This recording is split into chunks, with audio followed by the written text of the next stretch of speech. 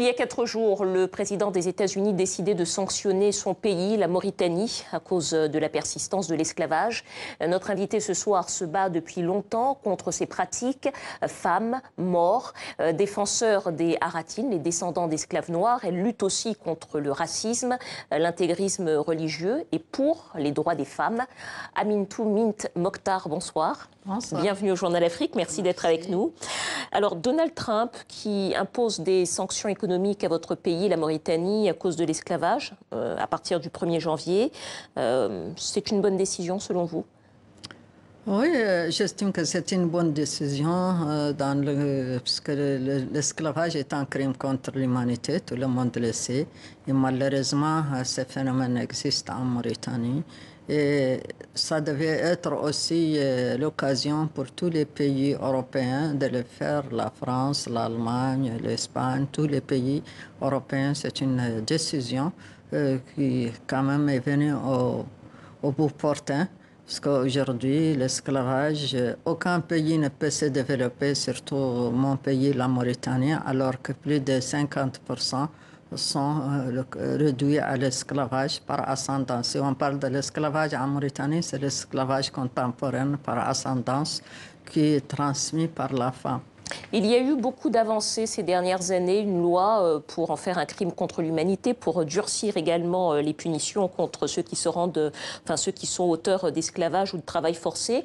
Est-ce que vous trouvez que la Mauritanie en fait suffisamment ou pas? Justement, il y a eu cette loi rendant l'esclavage un crime contre l'humanité. Nous l'avons salué. Il y a eu des tribunaux qui ont été mis sur place, mais malheureusement, il s'avère que c'est des réalisations faites pour la consommation étrangère et qui n'ont pas d'effet sur la situation de l'esclavage. C'est-à-dire que il y a eu, depuis que cette loi existe, il y a eu 3 procès qui sont terminés en queue de poisson, sans résultat, sans rien du tout. Et aujourd'hui, la question de l'esclavage devient très catastrophique pour le pays. Pour les victimes aussi de l'esclavage sont dans des situations de précarité et de négligence extrêmement graves, donc ceux qui ont porté plainte. Et les dossiers qui restent encore dans les tiroirs de la justice n'ont jamais été examinés. Donc, ça ajoute à cela aussi les séquelles de l'esclavage qui sont quand même très profondes et qui révèlent vraiment le manque de volonté politique à appliquer la loi qui a été créée par ce même pouvoir et surtout pour aussi éradiquer les séquelles de l'esclavage. Un autre militant qui combat également ce phénomène de l'esclavage, c'est Biram Dahabed, qui est incarcéré en ce moment pour une affaire qui ne relève pas officiellement de son combat contre l'esclavage. Est-ce que vous pensez malgré tout, comme d'autres personnes en Mauritanie, qu'il est victime de son combat politique et de ce combat contre l'esclavage? Certes, l'arrestation du président d'Alira, M. Biram Ould Abeid, est une arrestation politique. Ça n'a rien à voir avec autre chose. Et le régime de Mohamed Ould Abdel Aziz nous a habitués à arrêter Biram. Ce n'est pas sa première arrestation. Donc, Biram, on le veut parce que c'est un dirigeant anti-esclavagiste qui a fait beaucoup de travail sur l'esclavage. Son opinion aussi politique, il est candidat. Et plus grave que ça, il a été élu en prison comme député et aujourd'hui, avec son inimité, il devait sortir de la prison. Nous exigeons immédiatement sa libération parce que tous les faits qui sont lui reprochés n'ont aucune légitimité face à son mandat de député. Madame Mokhtar, peut-être pour revenir sur votre parcours, vous êtes une femme, vous êtes issue de la noblesse maure, vous avez commencé très tôt ce combat contre l'esclavage en Mauritanie. Qu'est-ce qui vous pousse aujourd'hui encore à vous battre contre des inégalités dont la caste dont vous êtes issue vous-même finalement a toujours profité? Justement, moi, je n'ai jamais adhéré à ces castes qui oppriment, et surtout à la féodalité qui opprime, qui marginalise. Et ça, c'est mon opinion depuis que je suis très jeune. J'étais rebelle contre toutes les pratiques. Quel a été le déclencheur? Quelle a été la première fois où vous vous êtes dit, ça n'est pas juste, je dois me battre contre cela? Écoutez, moi, quand j'étais très jeune, j'avais l'âge de 10 ans, 11 ans, j'étais attirée par les mouvements de gauche nationale au niveau de mon pays. Et c'est de là que s'est déclenchée la lutte anti-esclavagiste, parce que j'estime que l'esclavage est un crime contre l'humanité et qu'un crime contre l'humanité doit être dénoncé par tous, et en tant que femme aussi de marginalisée, comme toutes les femmes en Afrique, et particulièrement dans mon pays, où pèsent les coutumes et les traditions, l'interprétation fausse de la religion, comme on l'interprète aussi pour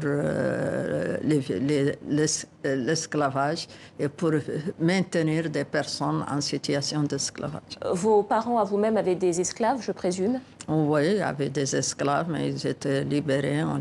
Je les libérés parce que ça ne m'intéresse pas de rester avec des êtres humains réduits à l'esclavage, à la pratique la plus inhumaine et la plus dégradante. Est-ce que vous avez souvenir de la façon dont ça se passait chez vous, dont vos esclaves étaient traités, de la façon dont vous réagissiez lorsque vous étiez encore une enfant?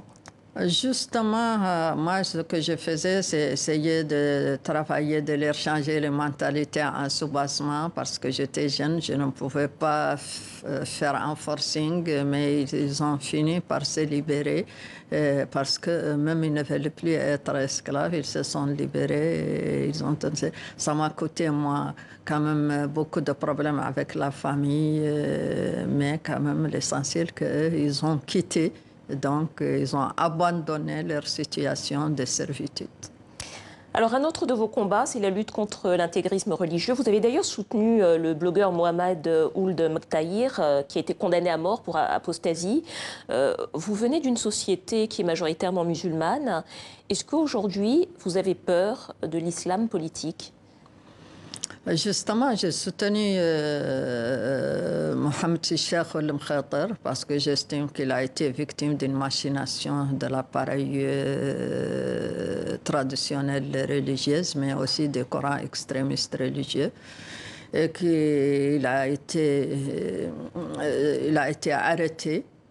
Et là, il est aussi, il ne faut pas oublier qu'Mohamed Cheikh Ould Mektaïr est d'une caste aussi, et qui a été toujours durant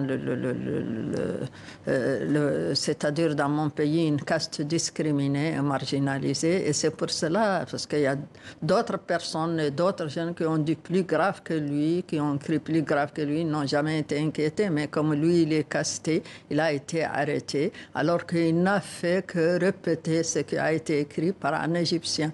Donc je l'ai soutenu, je continue à le soutenir. Vous continuez de le soutenir. Et je demande à ce qu'il soit libéré. Je vous parlais de l'islam politique. Les dernières élections législatives ont fait une place importante à Tewassoul, le parti islamiste. Est-ce que, selon vous, il y a un danger à faire alliance avec l'islam politique, qui a été le cas, par exemple, de certains combattants contre l'esclavage ? Moi, j'estime que l'islam politique est très dangereux même pour l'islam. Mais en ce qui concerne Tawassul, je ne crois pas qu'ils sont aussi dangereux que les autres.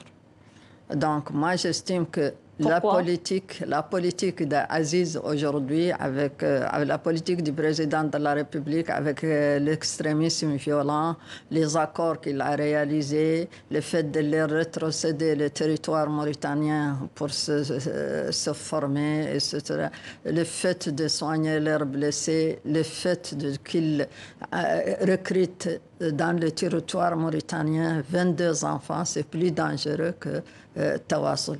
Mais je ne suis pas avec Tawassul. J'estime qu'il faut faire la part des choses. L'islam politique est très dangereux pour l'avenir de la Mauritanie, pour sa stabilité et pour la liberté d'expression. Mais tout ça, j'estime que le pouvoir actuel est plus grave que... Dernière question, vous avez traversé plusieurs régimes politiques en Mauritanie. Est-ce qu'il vous semble que c'est aujourd'hui plus difficile d'être une femme, d'être libre et éventuellement d'être athée aujourd'hui en Mauritanie? Est-ce que ça l'est plus qu'il y a 20 ans ou 30 ans ou beaucoup moins? Moi, j'estime que la Mauritanie n'est plus la Mauritanie dans laquelle j'ai grandi, j'ai évolué, parce qu'on était dans une Mauritanie ouverte, dans un islamisme sophiste qui est très ouvert et on n'avait aucune contrainte du point de vue quand même liberté. Et aujourd'hui, nous sommes confinés à un islamisme fanatique où la femme est réduite à l'esclavage au même titre que l'esclavage contemporain. Amintou Mint Mokhtar, merci à vous d'être venu sur notre plateau et d'avoir partagé toutes ces informations sur la Mauritanie, votre regard sur la société mauritanienne avec nous. Merci à vous. Merci. Et puis cette toute dernière info avant de refermer le journal, dans la finale de la Ligue des champions d'Afrique, eh bien l'Espérance de Tunis a remporté le match retour de la finale face à Al Ahly 3-0. Al Ahly, les Tunisiens s'étaient inclinés en Égypte 3-1. On y reviendra bien sûr plus en détail dans notre édition de demain. Voilà, c'est la fin de ce journal. Merci de votre fidélité. À demain.